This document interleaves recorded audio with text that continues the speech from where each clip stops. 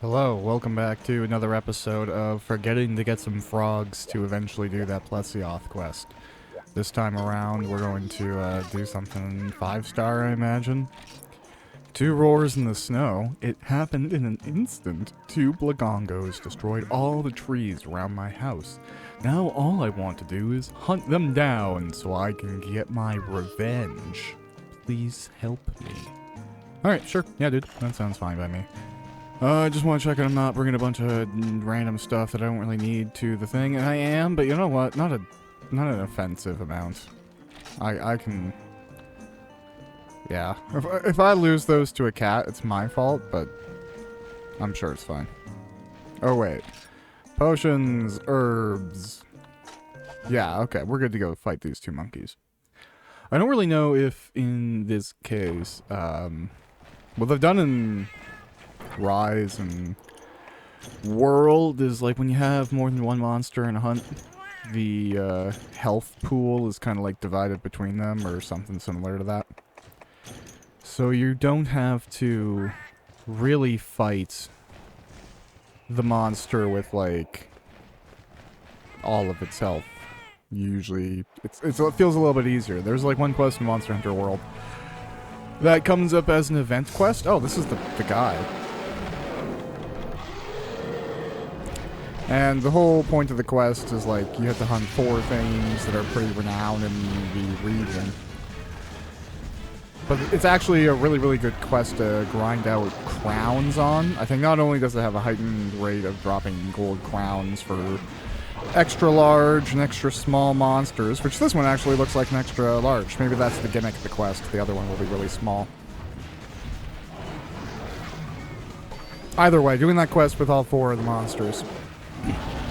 They die in, like, no time.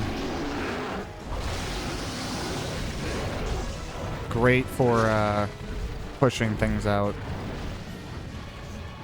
Anyways, we're dealing with this guy here today. And I don't really know. I think this is probably going to end up being mostly a cleanup episode. Not that I'm going to be, you know, getting a broom out or anything like that. It's just a lot of kind of in-between quests before there's going to be another big urgent. That's kind of the nature of where we're at right now. I think we're on the same video number that I would have finished the original Monster Hunter. I think that finished around episode 14. Which really goes to show how much content is in Unite. Because I don't think we're really even close to done. If we're lucky, we're approaching halfway. But after we finish this, there are more village quests. I think the village quests in this game, I might be wrong, go up to like 9-star. And then, depending on how viable it is, we will give the guild quests a shot. The reality of it is they are all soloable with time, and I'm gonna get hit here. Oh, I'm not. Nice. Time, dedication, and, you know, some skill. I could hope that I've applied enough of all of those things to be able to pull it off. I have historically. I didn't actually even know that when I first started playing the game. I did not know that you were supposed to play the game multiplayer. Like, I was vaguely aware of it being an option, but I kind of just thought it was like, you know, split screen and GoldenEye. Like, oh, it's cool to do, but it's not really like the game. So, the first, like, Monster Hunter I really sunk my teeth into was Monster Hunter Freedom 1 on the PSP. Now, I played the original on PS2. I just, I rented it a couple of times. I didn't have purchasing authority at that point in my life. But with the PSP version of Freedom, I did. So that game got thousands of hours of playtime. And there came a point where I'd finished everything that you could do in the village, but I still wanted to play the game because I was very addicted. So I just went to the guild, and I realized there are more quests there. And I was like, oh, okay, these are a little bit tougher, but awesome. This gives me stuff. Oh, it gives me even better armor? This is great. I didn't even know this was a thing. This is obviously where I'm supposed to go. And there's only, like, later where I recognized, like, the guild was designed mostly for playing, like, 4-player or higher with multiplayer. And I just, like, found ways to do it. Now, there was some hacky nonsense involved. I'm not gonna lie. But, you know, if you're accommodating for the DPS of, like, 3 other people, sometimes you just gotta do what you gotta do. Okay. I have no idea. Oh, okay, well, I was gonna say, I have no idea how much health this guy has, but now I do know. And I forgot to paintball him, so I hope he doesn't, like, jump. I hope he just walks into the next area. Can you jump into the next area? Or did you go to, like, 5 or 3? I don't know.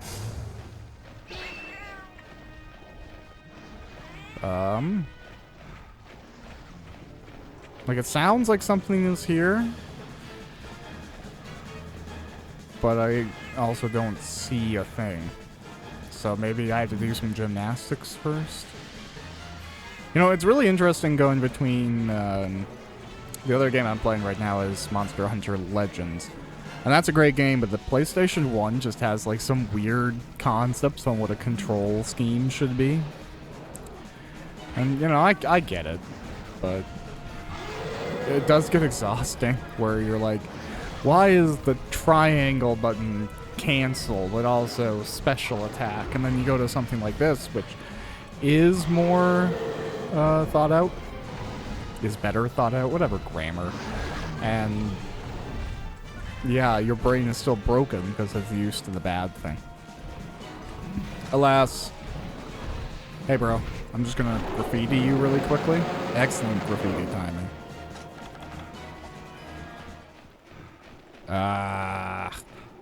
Okay. Gosh darn. Easiest way is just to jump off this thing compared to running through all the tunnels. Something that, like, I would, if someone was, okay, that was a horrible sentence. First, that's the first exhibit, whatever that was. But even beyond that, this is probably the way I would recommend people play Monster Hunter Freedom Unite. You could play it on original hardware, and, like, it is a great experience. With the exception of, like, I am, at this point, entirely used to the claw you had to contort your hand into to play the game. So, if you were to play this game on original hardware, I would highly recommend doing the Vita version, just for that analog stick alone, and a little bit, I think, a little bit better controls. Maybe it still has to do, like, the directional button claw thing. I can't say. I actually never played the Vita version. The version I play and own is the PSP. So, that being said, beyond the adhering to original hardware, the game is just so perfect in this, like, full screen, widescreen format. The graphics were obviously so well designed that when you upscale them, they still look pretty good in my opinion.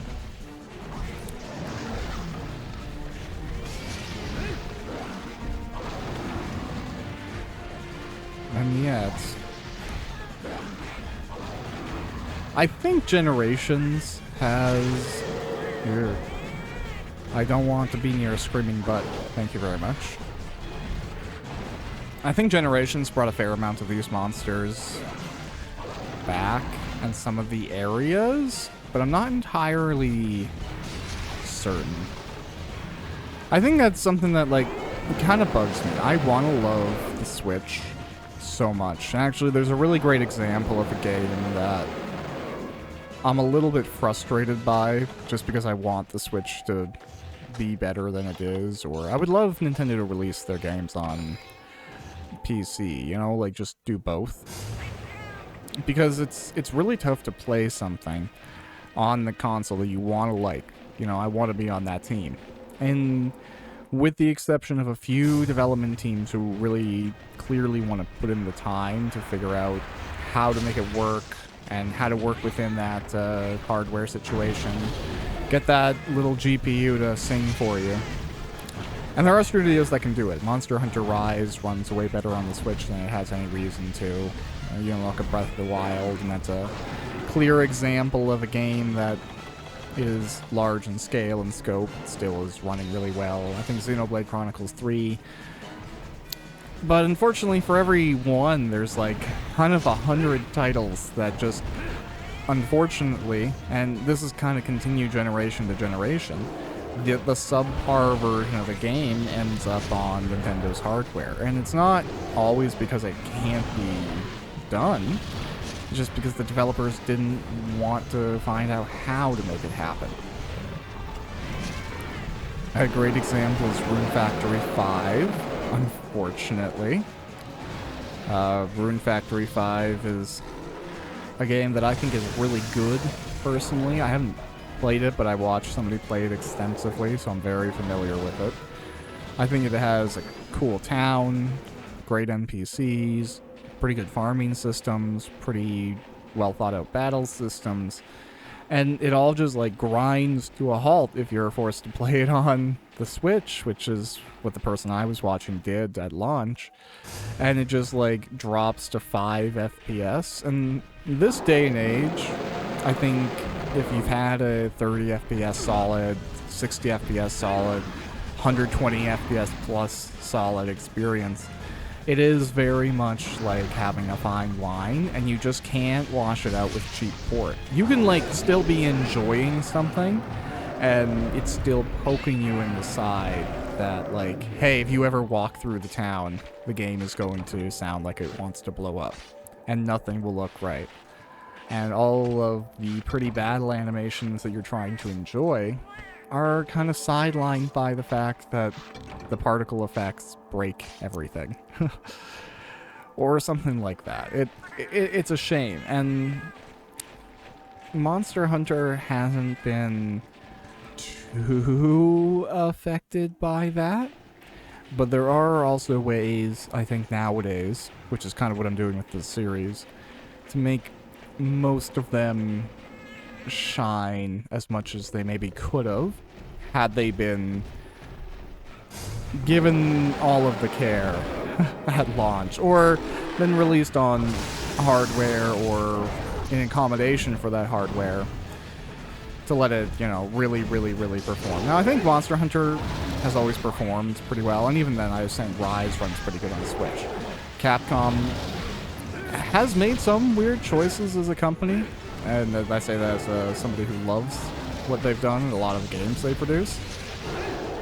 But they do have, I think, a pretty good tech background. Even nowadays, like, I think RE Engine.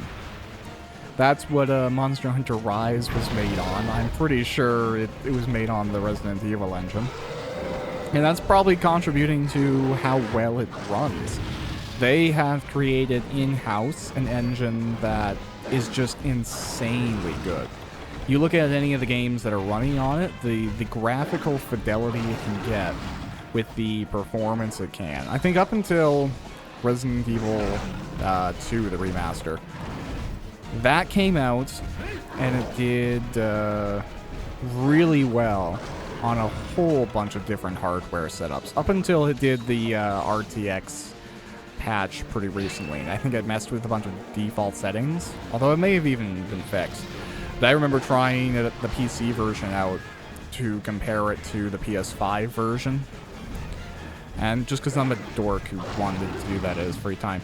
And when I turned it on, like, I was able to get it to run really well, because I do have a RTX card, so I was able to jack up the settings and try it out and see how it was looking.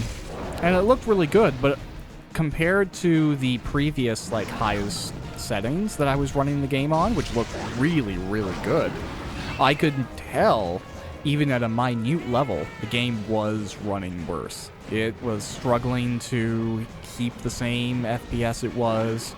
I had to play around with things a lot more, and unfortunately it didn't look as good. It was a really weird thing, but that stands out because of all the complaints you can make about Resident Evil games or Monster Hunter games or any of the games that Capcom produces. Typically, the complaint isn't that it ran badly. You know, even you look at Resident Evil 5, which I think most people are coming around on right now. I thought it was always a fun game. It ran great. You couldn't leverage that complaint against at launch. It looked great and it ran great. Now, you could take issue with the story, especially nowadays, actually. I was running through the game semi-recently because I wanted to see, again, how it looked on PC with, like, jack settings and stuff like that compared to a console version. And it still looks great, although it controlled a little bit weird on PC.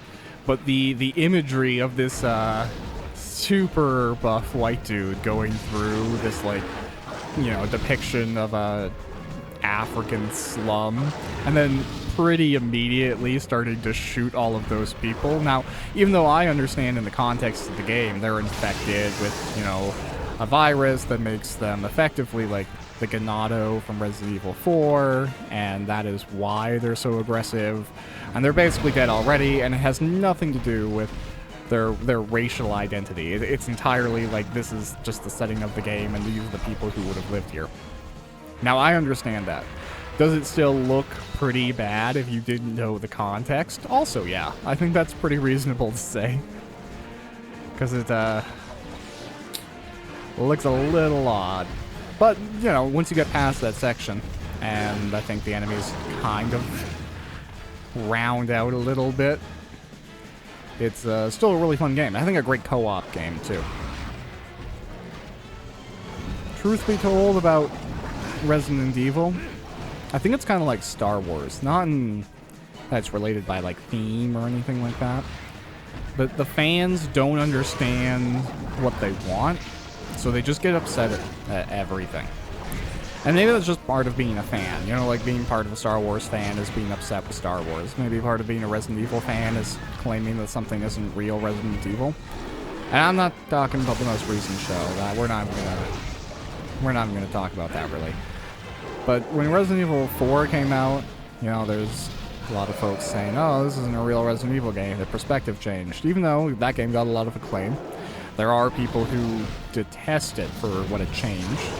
Resident Evil 5, oh, it's too actiony. This isn't even a Resident Evil game anymore. And it just seems like fans of the series are afraid of it evolving, or completely unable to envision it doing so. You see it happen again with 7 and 8, and I wouldn't say I liked 7 a terrible amount. It's one of those things, like, you beat Resident Evil 7 once, you know where the jump scares are, you know the parts where you're forced to walk really slow, and it just loses a little bit of its appeal. It's great ride on the first time through, I think. And 8 is probably one of my favorite games of, like, recent years. But even then, like, there's a part where you replay through the game and you have to go through, like, this manor. And it's the slowest part of the game. As far as I know, there's no skip to it. And it just makes it kind of painful on reruns. But that aside, I still would say it's a really good Resident Evil game. I don't know if everyone is aware that you can connect things thematically without, you know, directly following something up in the same presentation or mechanical method, and it can still be the same thing, you know. Like, that's something I think Marvel is doing a really good job of right now. It's going, a Marvel movie can be a buddy action comedy, it can be a sci-fi adventure, it can be a cathartic first person or, you know, direct character exploration. It could be a comedy, allowing things to carry something that has the same roots or inspirations while still letting it be different. It's a great thing. That's what any artist wants to do. You know, you want to look at Mega Man Legends and be like, oh man, that would be a really good open world MMORPG. You would have everybody in the ships and then flying around, and the classes would be like repairing the ship or getting the bots to do stuff, whatever, right? Like, you have to have room to have fun with stuff. And if you just want, you know, Resident Evil 2 to be Resident Evil 1, but different, but not different, what does the game even look like, you know? I understand wanting to play the same thing that you really, really liked. I've definitely had a studio nail what I wanted to play, and then the next entry remove those things. And it is a little bit of a loss, but there are important things to remember, like, you know, the developers are not creating the game for you. They're hoping you will fit the game. For the most part, good games aren't designed to fit you. You have to make some accommodations. You have to get on board with the vision. Even with Monster Hunter. You have to accommodate the fact that you can't just, like, attack. You gotta spend time dodging. You gotta spend time rolling around, chatting about random geopolitical things. Or not. Video game culture things. And just chilling, learning the vibes, learning the flow, surfing them. That is Monster Hunter, and that's a lot of other things that once you learn how to do that, you enjoy them more just as well. Like Dark Souls. You know, your first character in Dark Souls should probably be a shield, sword and board, holding it up around every corner, paranoid person. But after you learn those rules, learn how to break them, you can go ahead and do a double great sword, whatever, you know? Sometimes learning rules is part of the fun. Because now you know what you can and can't do, what goes where, what you can forget to put where. I don't know. Kind of a weird dude. Those things excite me. Let's see. Lots of skin, which doesn't surprise me. We got 2 things down.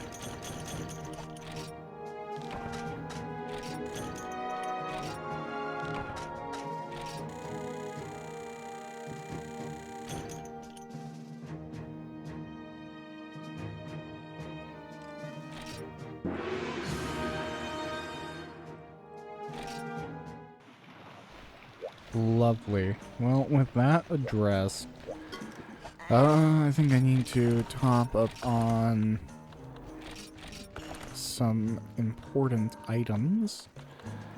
That looks fine. So let's go see what we have in store for us over here.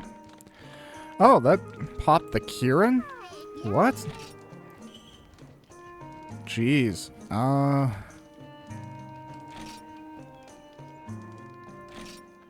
I guess we can give it a go. Ooh. That must have been the Phantom Beast, the faint glow, and how it seemed to glide over land. There is no doubt that amazing riches await its slayer. I mean, jeez. All right, let's give it a whirl. I wanted to look at equipment detail. I don't know what I'm looking at. Because I think, yeah, I'm uniquely set up to make this maybe acceptable in that I have decent defense, but I have really good thunder resistance because I'm in a Kazoo set. So, we will hope this goes okay. I say hope because I am actually infamously haunted by the Kieran. I think they are a great monster. They look really cool. I'm glad that we're getting to go against one. They just never work for me. Something bad always happens. I fail to get a crown from them. I think in Monster Hunter World, they are my most hunted monster because they have eluded me the longest for getting my crowns. So, I'm bringing good thoughts into this hunt. But I do worry that the Kieran will make a fool of me. I don't really know what this means through the abbreviations. Special large barrel bomb? Upgrade version of the large barrel bomb. Oh, supply large barrel bomb. Okay. Actually, you know what? Maybe Kieran's gonna show up in 2. I just want to check really quick. I don't really know where it's going to pop up. I'm gonna presume it has intro cutscene because it's fancy. But it also likes big fields. No. Okay, well... that's fine, I guess. We'll poke up here. Curiosity. It must be 6, 8, or 5. Or no. 7, 8, or 6. 6, 8, 6, 7, 8? How do numbers? Yeah, I'm thinking 6, 7, 8. I think that's something that comes when you play a lot of Monster Hunter just as well. I'm not really looking at, where I'm going half the time, like, in person. I'm just kind of, like, pointing the screen in the direction that I am pretty sure I should be going while I look at the map. I think I could if I wanted to. Oh, no. There's a button to, make it bigger, make it take up the whole screen, I think, but it doesn't matter to me. This is fine. I'm just so used to it.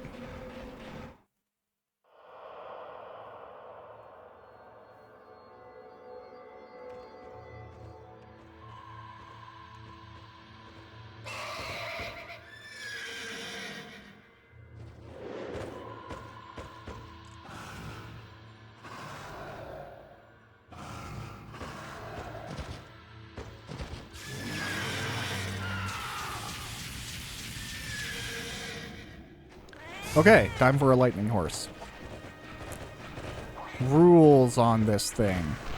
Everything is awful. It doesn't have to look at you to hurt you. It is very tough, in regards to, like, literal material toughness. Like, its skin is way harder than you would think it would be, given the fact that it's a horse. It loves to do this jumping thing.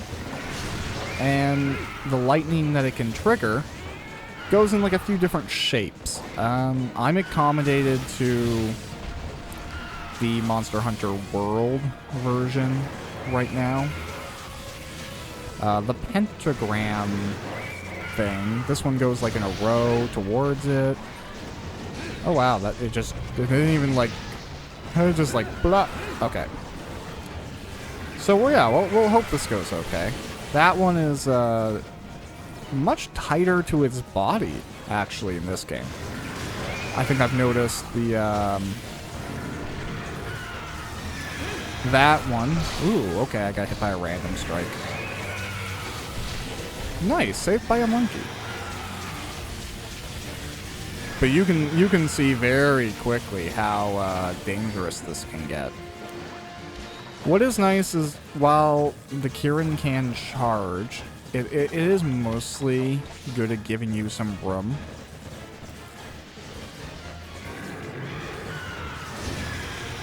Oh. But homing bolts and charges are brutal. Undeniably.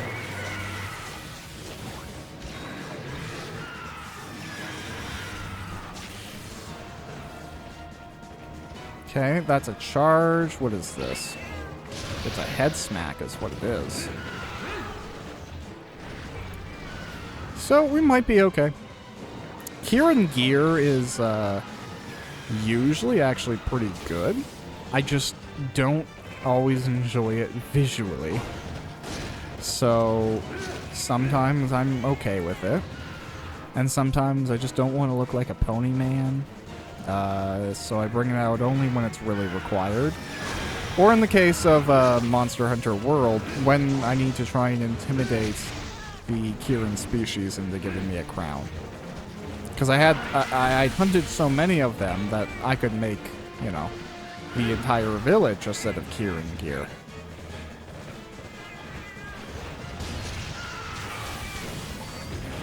Nerp. Okay. Yeah. That is definitely a great healing punish.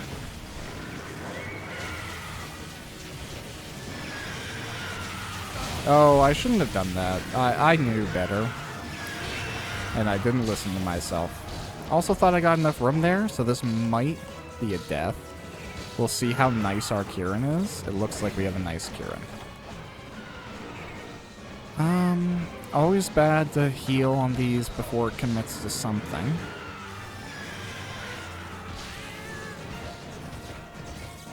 And then, you know what? Even through my rather formidable lightning defense, it is still able to inflict some pretty good hits. I guess it's the combo of that.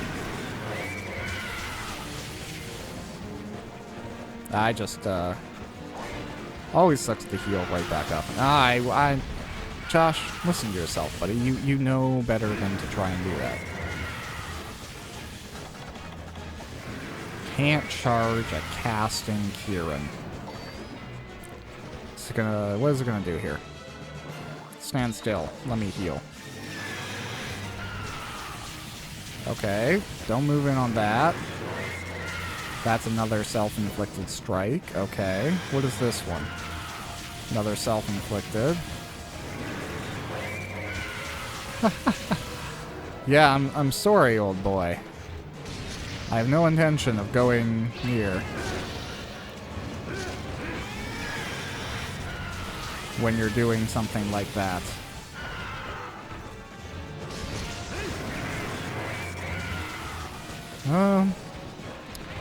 Yeah, a little bit of an odd battle strategy, but that's fighting lightning horses for you. I relatively recently got a Kieran mount in Final Fantasy XIV. Not this one, although there is a Rathalos in that game, so it's kind of like a funny oversight. Not that that's intentional. The Kieran, I know, is a Japanese creature of myth. And it just pops up here as it does tons of other places. This is my default image of a Kieran, however. Like, when I think of one, I think of the Monster Hunter version. And I think sometimes I mess it up with the, with a Kelpie. Like, just, not intentionally, just, it happens. Oh, okay, that was a little bit visually confusing. I didn't know where I could trust.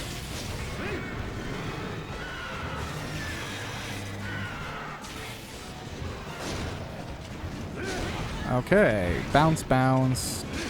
Actual hits. Probably good to get out of there.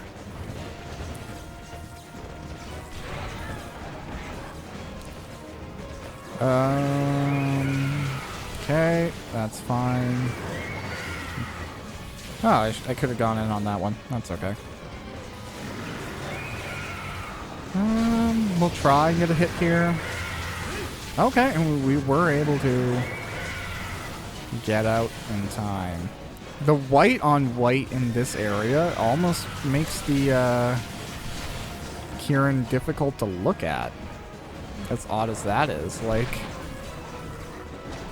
it is very much a mythical blur. Maybe some of these would be fun? Ow.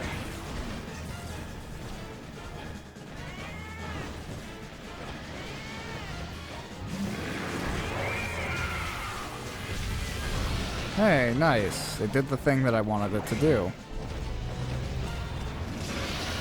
Okay. No, I don't think I have any more of those left, do I? No, I figured I used them. Alright, well, we're still pretty full on health. I can have some herbage right now. Let's go see how lucky we get. Hello, Kieran. Can I smack you in the face? Thank you.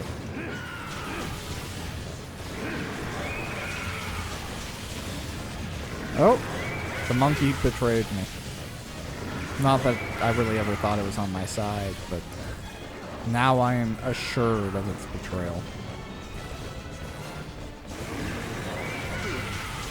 Okay, not great, but acceptable.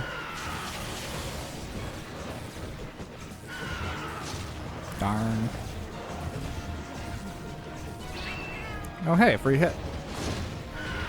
Not really. Bad hit. Free on me. Oh, well.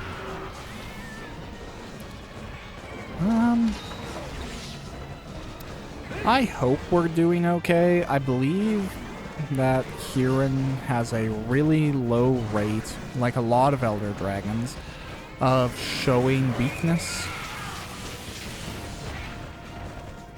So it's unlikely we will see any notable signs of things not going great for this Kieran.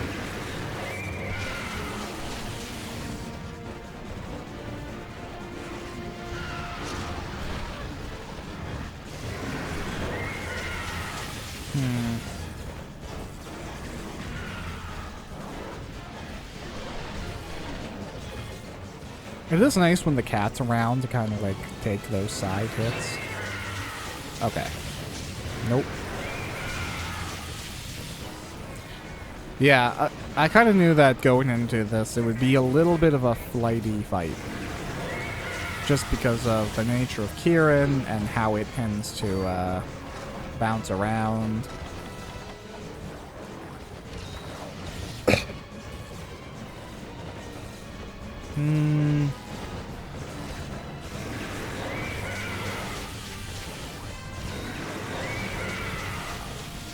Well, at least it does deal with all the enemies on its own. That's a, a treat. Oop. Yeah, a little bit cocky, but I think I've even said it before. If you're not a little bit cocky every now and then, you just never get a hit in this game. It's all about hedging your bets.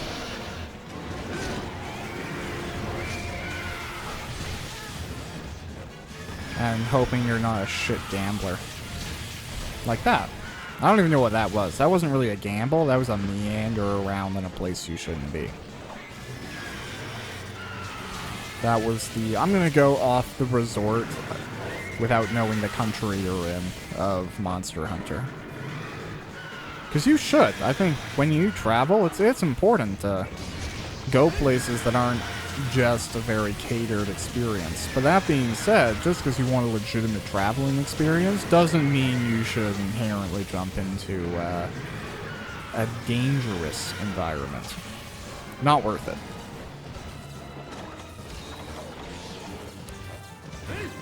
I think there's some countries that I would really, really love to go to. Like, I love the people, the history, the food. And I'm just scared of the government. And, it's not like our governments are any better. North American governments do tons of messed up stuff. Every government, every, group of people in power seem to do something awful. That doesn't mean that, I'm not a person that would maybe be safer in one bad system compared to another, The devil is sometimes better.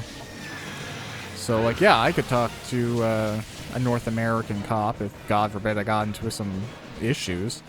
And I might be able to deal with that situation or mitigate it reasonably. If I was in, like an Asian country, for example, and even if the police were reasonable and everything was fine and I was having a, a safe interaction, I still don't have the ability to really interact with that person of authority at a comfortable pace or level. And that's inherently going to put me at a disadvantage. And then you add the possibility of there being somebody who is biased, just as likely as there is for that to happen here. And, you can have a bad situation that now you have the disadvantage of not being able to understand what's going on. So there are some issues there that I would love for the world to round itself out. And hopefully be able to travel everywhere as a citizen of Earth. That's much more my thing. I'm not really a nationalistic guy. Like, I appreciate my country. And Canada is a great place to live, undeniably.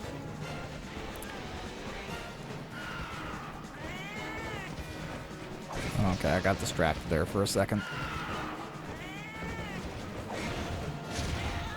But if I could, you know, instead of directly being a Canadian, if I could revoke that citizenship and just have, like, citizenship of Earth as a person who was born on this planet, I would be much more into that, truth be told. Just because there's tons of places that I would love to be able to visit. I don't really want to, like, own everything or subjugate anyone. I couldn't care less about that. I want to see some cool temples. I want to be able to have delicious food. And it's weird that any of us can feel kind of out of place on anywhere on the planet that we've been born on, you know, like, it's a unique thing that kind of bugs me, and some good sci-fi shows do this. They fix the problem. But you look at Earth, and we're divided into a bunch of different countries, and even in those countries, we have, you know, dozens of different identities that some of us take really seriously. And the degree of seriousness and the vastness of those identities does switch country to country to country, but it's been a pretty standard thing throughout human history for us to have that and be internally prejudiced based on those lines. What's frustrating is when you're watching, like, a sci-fi series and you have, like, a species of alien and they're basically all on the exact same side. Same beliefs, same politics, same outlook, same methodologies. And, you know, it's not like you can't have, like, a hive mind or a very, very advanced post-modern society that has become unilateral in its perspectives and borders and stuff like that. And that's what I hope we get to. But when you show a society that's like, ooh, nice, primitive and stuff like that, and they're still all of one mind, it's like, what, do they have, like, one small town? Is there one family that runs this entire society?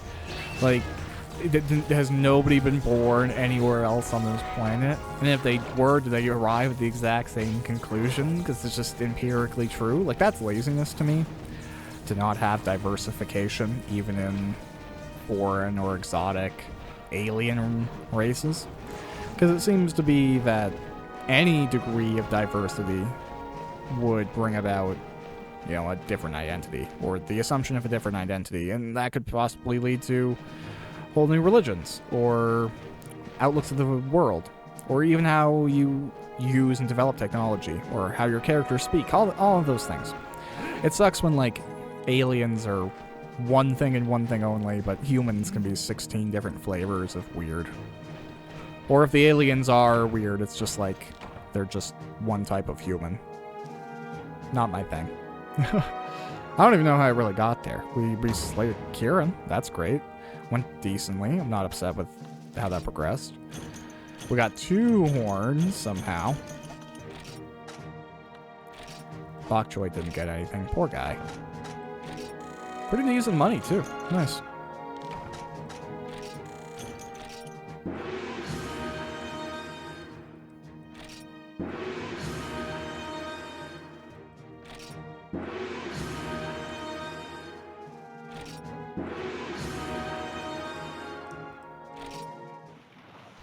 Right on. So with a Kieran Slate, it's actually might be worth looking at the armor.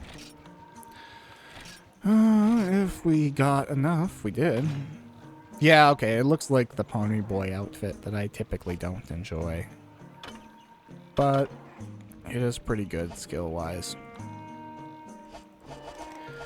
We'll see. We'll see. I'm kind of holding out hope that I can get to a Rathlos. But we'll see. Okay, so okay, the Kieran's gonna pop up, like, every now and then. It's not gonna be constant. I get you. The Purple Siege. Hunt the Gypsyros and the Purple Gypsyros. 2 poisonous fowl have appeared in the jungle. With them there, the jungle flowers will surely wilt and die. Go kill them now. Okay. That sounds fine. Yeah, I don't really think there's any upgrades I can do right now, are there? I just kind of feel like no. Yeah, I gotta get to Rathlos to do my sword and my new armor. Although I'm gonna need 5 Daora Claws. Huh.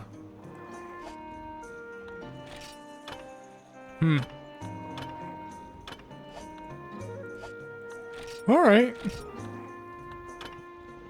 That's fine. T-Grex's tooth looks pretty cool. Dark Scythe, that's awesome. Oh, right, I have rust stones. Yeah, why not? Let's see what I got with a rust stone. No. No. Alright, that's fine. Can get the Kieran Thunder Sword. I need a few more, things there, but...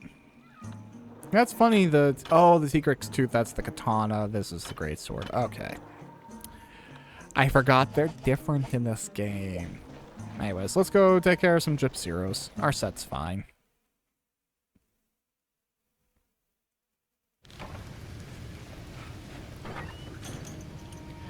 At least I hope so. No, I'm not terribly worried about Gyp Zeros, especially on a split hunting quest. I think this is a great way to continue to make progress in this video. And you know what? I actually feel like it's 1 is the way to start.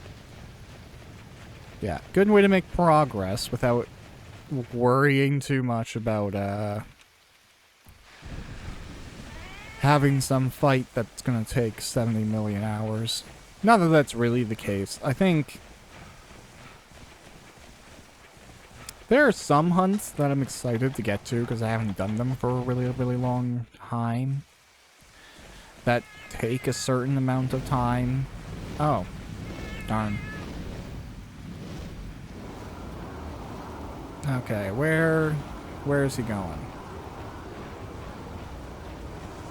Looks like a 9. That's my guess. I do believe there is a Lao Shane Lung. Or Lao Shao, or whatever, however you pronounce it. There's a giant dragon that you have to fight with siege equipment. And I think, if we're lucky, there's a Yen Moran. But I'm not as confident about that one. It may be that the Yen Moran doesn't come around until... At least for the purposes of this series. I know it was around before. But we might not fight it until, try? We'll see. There might be one in this game. I'm just not the encyclopedia of every single hunt and its appearances. Okay, well, I thought the Gyp Zeros was gonna go here. They must have gone here and then flown right on through, so I will take a poke over to 7. Because why not? Although, you know what? This might be a cave, and thus be very unlikely. Is a cave? Very unlikely. I just don't think Gyp Zeros go into caves. Maybe to sleep.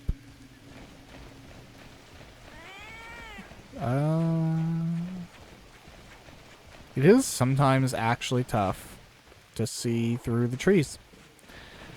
I don't think anyone's here. So I will recklessly run around. Oh, hey! Bro! Let me paint you. Thank you.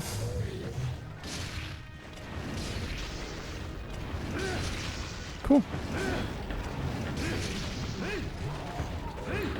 I don't really know why. Looking at this guy reminds me that I really need to go pick up, it's a book by Gorbachev, like Mikhail Gorbachev. I guess he wrote a book a few years back. I think that's an underestimation. He wrote a book about the fall of the Soviet Union and his part in it and his view from inside the country. And it would be a really interesting thing to find. Although, I do wonder if there's actually a service for this. I'm kind of trying to find specific books that come from a non-biased medical, sort of like evidence-based perspective on a variety of different topics. And I don't know if there is like a universal or standardized place to find titles that are both created by somebody who is accredited, but come from an intentionally neutral scientific perspective. Because, you know, that is a thing nowadays, too, is the nature of wealth and different families with different motives and different, you know, educational facilities with different objectives and curricula. You can have people who nowadays are accredited, and unfortunately, you still can't trust them because that accreditation is a mask to fabricate information or allude to things that they know aren't correct, but now have the capacity to enter reasonable doubt into the equation. And I'm thinking of, you know, like a doctor that is against medicine or vaccines, which doesn't make any logical sense. Goes against the education, the residency, all that learning that they've had, and still, you know,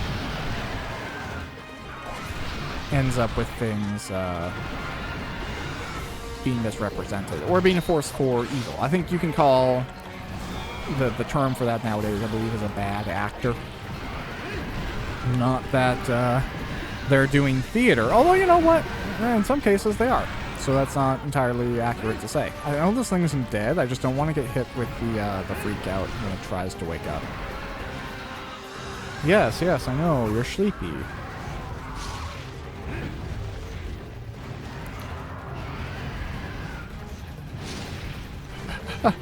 Like it is dead. Oh, no, okay. I should just be carving this, my bad. I thought it was playing dead. I guess I must the one monster remaining thing? I'm just beating up a corpse. Talking about Mikhail Gorbachev. Oh jeez, I'm on a list. Uh-oh. Darn.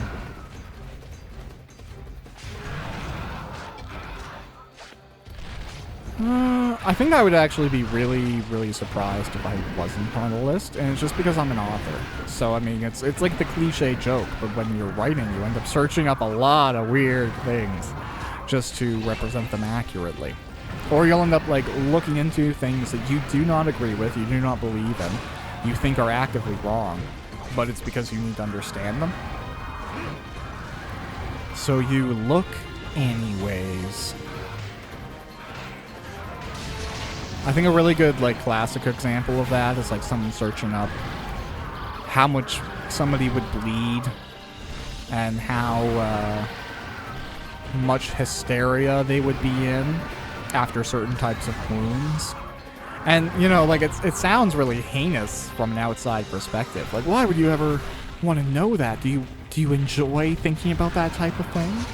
And the reality of this is no, I don't really at all, but if you're writing a story and someone gets stabbed and you want to, like, make a point of them kind of dripping in and out of consciousness in the scene, you need to know how out of consciousness they are. Are they going to be okay? Or are they not going to be okay? How quick would getting hit here take them out of the game? You know, or an action scene. You have some bad guys, you have some good guys, your good guy gets tagged in the calf, your bad guy gets tagged a little bit higher up in the leg.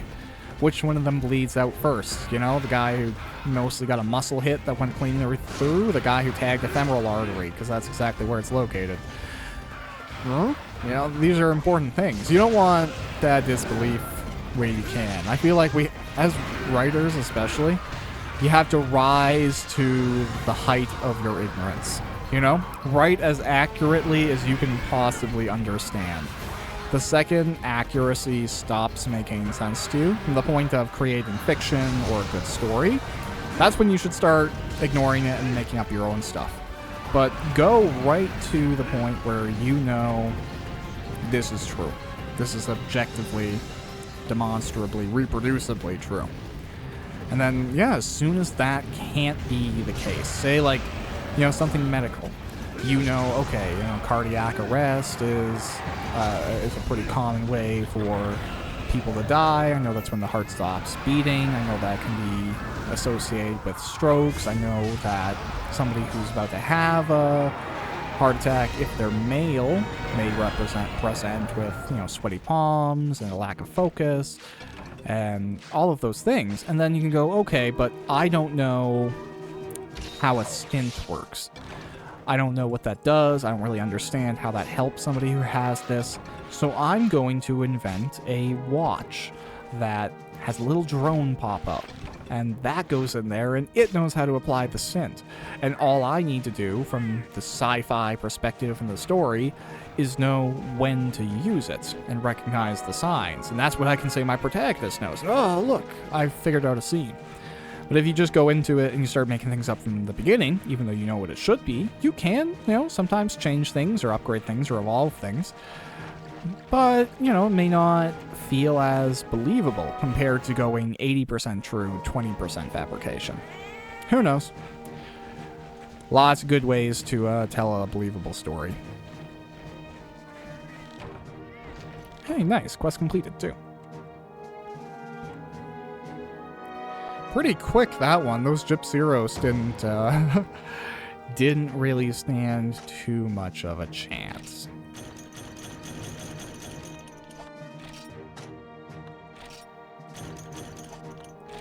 And hey, my cat got me herbs and shrooms. This is like a college dream come true. Oh, nice. Poke points.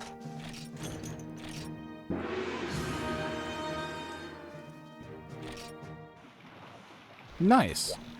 Well, let me see if there's anything I can quickly buy.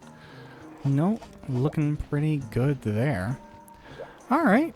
Well, with 3 more of the 5-star quests addressed, we'll do another one. Yeah, that's exactly it. I don't know, I was thinking maybe we'll stop, but maybe we'll look at another one. 2 Daimyo Hermitars. That sounds like a pretty good little, extra to tack on here. Why not? I was feeling like maybe, but you know what? Looked at the time, and we're doing pretty good. And sometimes progress is the name of the game, too. When you're going through hunts that, I wonder if they would be down here, that you've done before, sometimes powering through them is a really good idea. We've hunted some Daimyo Hermitars before, and they're going to be easier, air quotes, because of, ooh, hello. The fact that there's 2 in this. Oh yeah, I always forget that purple glow. So, let's, grab some crabs.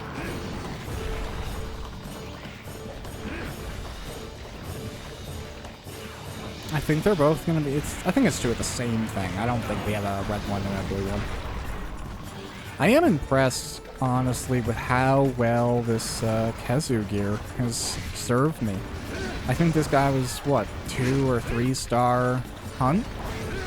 And it's continued to be serviceable through 2 different Elder Dragons at this point in time. And it has let me cut through a whole host of other monsters.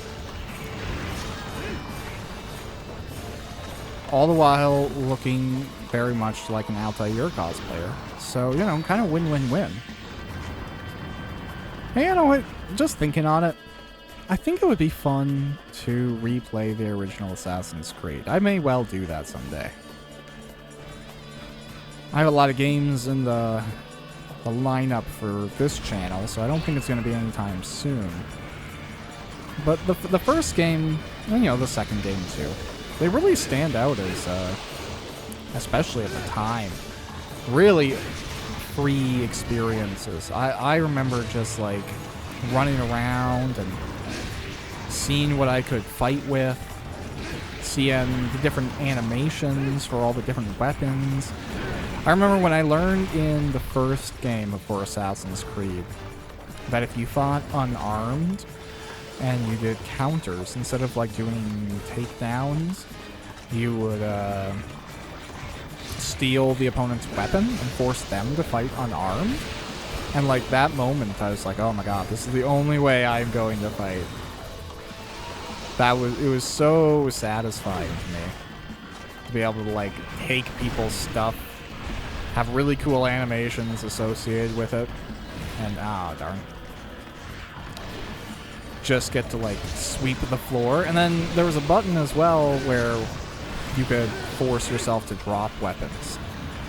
So it was equally fun to like fight somebody, counter, take their weapon, immediately drop it after they're dead, and then look to the next guy, be like, alright, your turn. I spend a lot of time. Ooh, I might die here. As a result, it might be best to just like run through for the area transition, heal up really quickly, and then go right back. That's what area transitions are for in the old gen. Using your herbs instead of your potions. Alright, let's go back to it.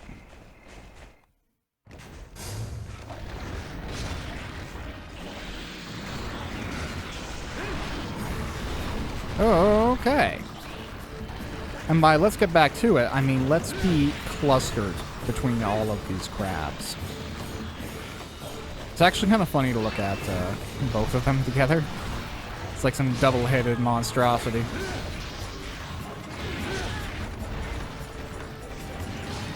Yeah, very tough to be safe in that context. Ooh, okay, maybe I'll deal sonic bomb here. Ow. Darn. Here I was thinking I had done everything right. Hey, okay, can I just like...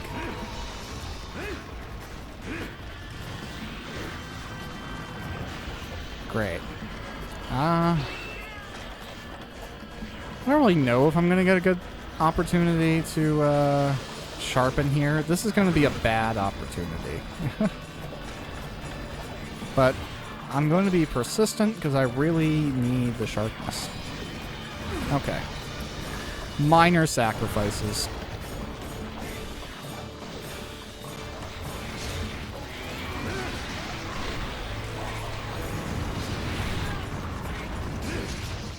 Okay.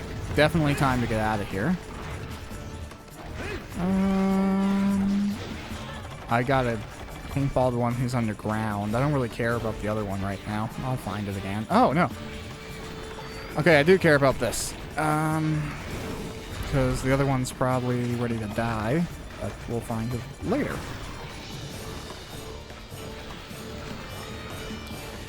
Awesome.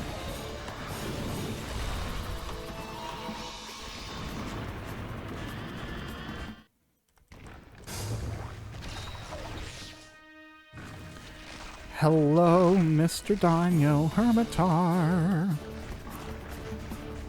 I apologize that you are part of a double hunt, and thus must now be sacrificed for my completion. Thank you for participating. And being spun up by the system.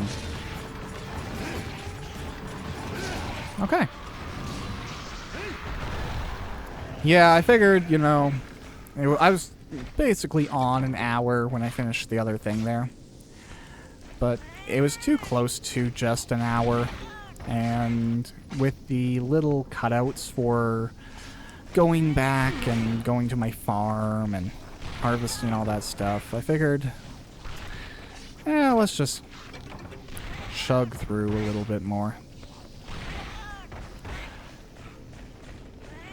Get it in there.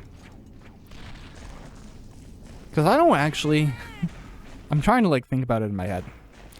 I have no idea how many videos getting to the point where I'm going to call this game done is going to take. I have a rough idea. But going through and doing all of the guild quests is also basically rebeating the entire game. There is a lot of, unfortunately, there's a lot of repetition between the quests, and while there might be difficulty modifications, it's more or less the same content.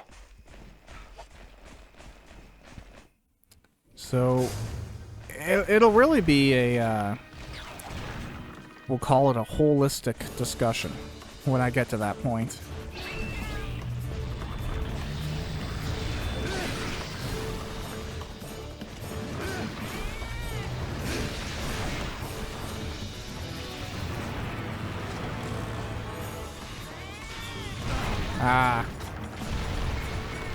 Okay, I don't know. I think it's the guard thing instead of the underground. Either way, whatever.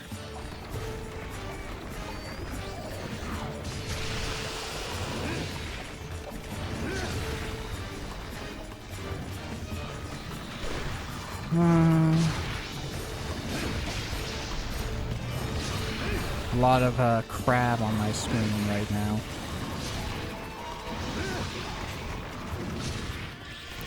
It is, I'm so grateful for the modern era where we don't have to do software rendering anymore. Because like I can just tell how smooth the game is running. It isn't having any issues. Roaring isn't an issue. The big animations aren't an issue. Having more than one asset on screen isn't an issue. And it's just relieving, I think, more than anything, to know that not only is my system running really cool, but I'm getting a really good result. It's not, you know, you can't turn any toggles on, you can't do anything extra nowadays, otherwise your performance just hits the floor. If you look back, even 10 years ago, we'll say, when basically everyone in the community was having to do CPU-based rendering and software emulation, things ran really bad, or chugged, or hurt your system to do it, because it caused a lot of complex calculations to heat up that CPU. But nowadays, if you can kick things off to the GPU, that's like these huge honking fans, and the whole system's designed for it, and you have light pressure on your CPU. It's a beautiful thing. And it feels good too. I struggle with enjoying a game if it's running badly. I like optimization, but I also like not damaging my stuff. Sometimes you can like feel your computer crying if a game isn't working well or the setup isn't ideal. So I love that this is closer to what we're looking for. And you know what? It took a long while too, because like when you record and you cut and you re-edit and you modify your voice and all that stuff, yeah, you lose, or you have the potential to lose, quality in between your recording standard and your rendering output standard. I think I'm at a pretty good place where it's, you know, YouTube compression aside, it's about 1:1 nowadays, which took a long time to get to. Ah, well.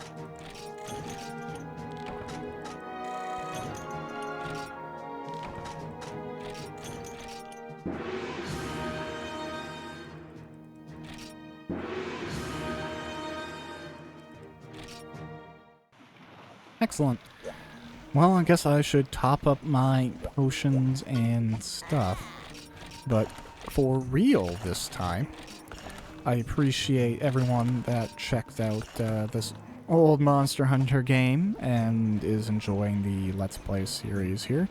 I'm gonna keep at it, and we'll see more of this game on the next time through. Thanks for checking out. Have a good one.